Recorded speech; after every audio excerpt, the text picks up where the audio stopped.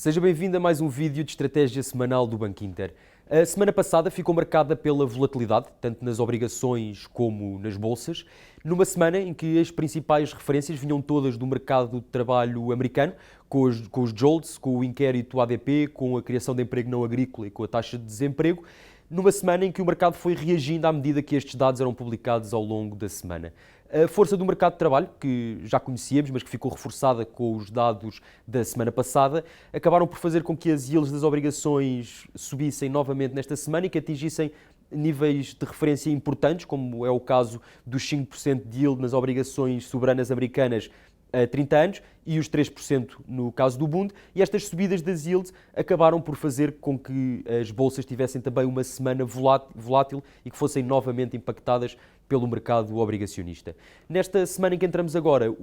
teremos uma semana com um início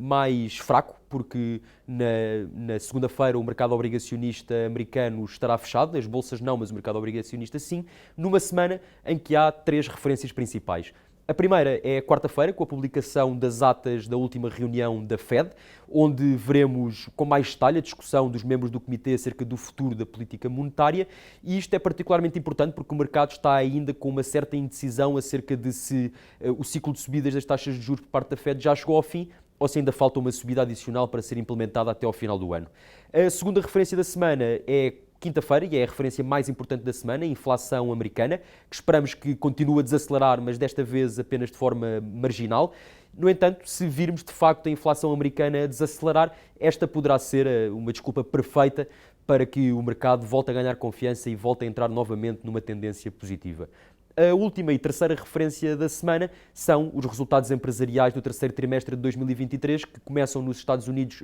nesta semana, com empresas relevantes a publicarem resultados, como é o caso da PepsiCo na terça-feira e da Delta Airlines na quinta-feira.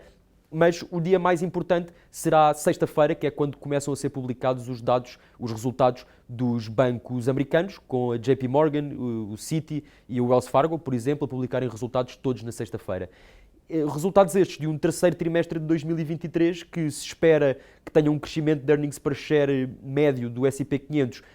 ainda fraco, mas já positivo, para depois, a partir do quarto trimestre de 2023, começarmos a ver um crescimento mais vigoroso dos resultados empresariais. E, muito resumidamente, teremos, portanto, uma semana que irá de menos a mais, sempre e quando a inflação americana e os resultados empresariais o permitirem. E voltamos a reforçar a ideia de que as correções que temos visto no mercado são típicas de uma desta fase de consolidação pela qual passa o mercado e que então poderemos ver o mercado a ganhar ou a melhorar o seu tom à medida que for assimilando este novo cenário de taxas de juros mais altas durante mais tempo e também à medida que for incorporando os crescimentos esperados com mais força a partir do quarto trimestre de 2023. Assim que estas duas expectativas mais positivas forem incorporadas, o mercado poderá então ganhar novamente uma pendente positiva. Obrigado.